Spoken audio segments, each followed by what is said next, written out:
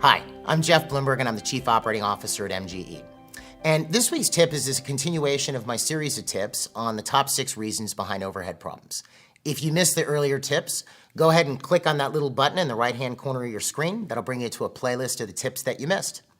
Now, what I'm going to be covering in this video and the next video are the 3 last points on the list. We spent the prior videos covering the biggies, which were staff payroll and marketing expense.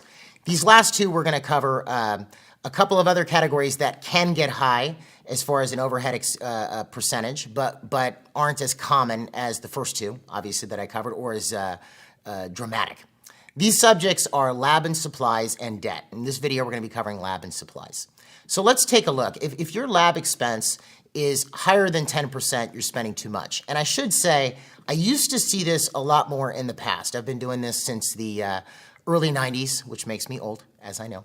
But I used to see lab expense become a problem years back. It's not as bad now, okay? But it does happen from time to time. So now if your lab expenses are too high as a percentage of overhead, what might be behind that? Well, let's take a look.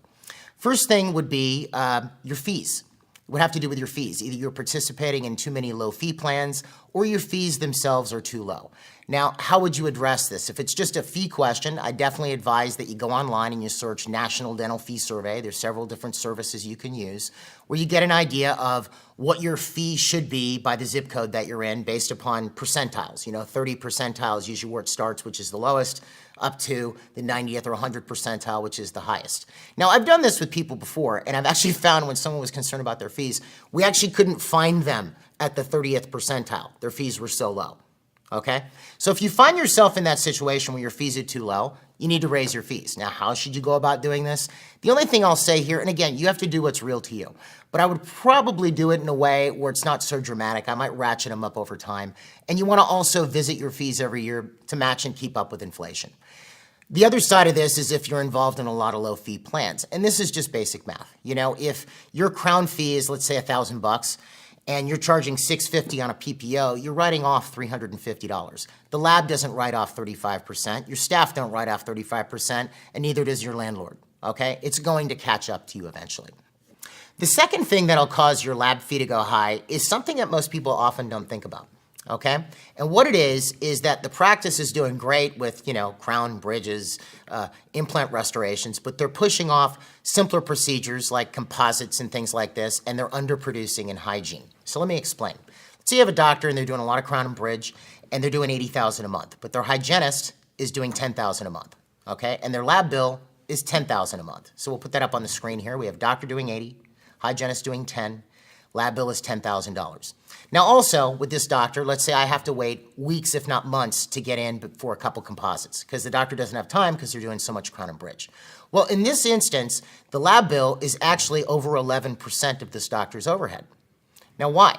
Because they're not capitalizing on the simpler procedures that don't have a lab bill associated with them, and they're also underproducing in hygiene.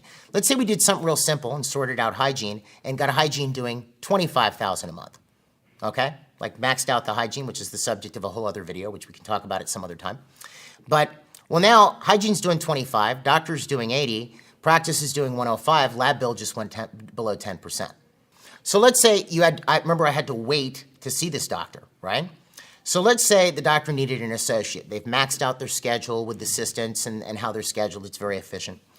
So we bring in an associate. Let's say that associate does $30,000 a month. Well, by the associate taking that stuff that the doctor's been pushing off that doctor's schedule, our main doctor owner is now doing $100,000 a month. Hygiene continues to do 25. So let's lay this out. 100 for main doctor owner, 30 for associate, and 25,000 for hygienist. They're doing 155 now. And let's say the lab bill goes up a little bit to 12,000 a month. Well, we're still well below this 10% range. But it's an interesting take. I just wanted to throw it out there because it can artificially inflate your lab bill without you noticing because you're not doing just some basic, simple dental procedures like hygiene and whatnot. All right? Now let's take a look at dental supplies. Why would your dental supply bill be high as a percentage of your overhead? The main culprit I find in these instances has to do with the subject of control, okay? You have an interesting scenario that goes on actually in every office almost in the world, which is, they have accounts with Office Depot or you have them with Patterson or Shine or whoever you have them with. And you have an employee, without your knowledge, could pick up the phone or talk to a rep and order a bunch of stuff you wouldn't know until it arrived and you got the bill. Okay? I've actually had that happen to me before. I had a receptionist basically contract with a toner company back in the early 2000s, and we get this $3,000 bill because they just decided to do this, which, long story. Anyway, but the whole point is you don't want to put yourself in a situation where there's no control. So here's what I would do. Take whoever orders your supplies. Let's say it's your chief dental assistant or whoever it is. Let's chief dental assistant. And you go, okay, here's the supply budget. And it should be an adequate percentage of your overhead, which we have, usually it shouldn't go above 6%, okay? Can be lower too. But you can also research prior bills and you can look. So you tell them, this is your budget for the month, okay? And if they don't use the whole thing, they get to carry it over to the following month. What you're actually doing is giving that assistant some power. You're empowering them and you're allowing them to actually create their area. You just got to make a deal, which is one, you can't run out of anything. You don't want to be calling the doctor down the street to borrow, supplies because you ran out. The other thing is, if you have something that breaks that isn't a usual and customary thing that you buy, your autoclave, well, then you need to, that doesn't come out of the supply budget, okay?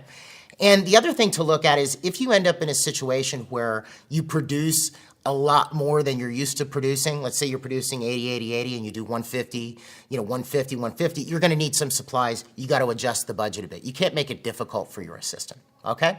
That sums up those two categories. You'll notice there's been a subscribe button up here in the left-hand corner. If you want to stay on top of these tips as we publish them every week, definitely go ahead and click it and stay subscribed to the channel. You get informed whenever a new tip comes out. If you have any questions for us at all, please call us at 800-640-1140, or you can find us online at www.mgeonline.com. If you have particular questions about any of the stuff I've covered in these videos, you can email me directly at jeff@mgeonline.com. Other than that, that about sums it all up, and I'll see you in the next tip. Thank you.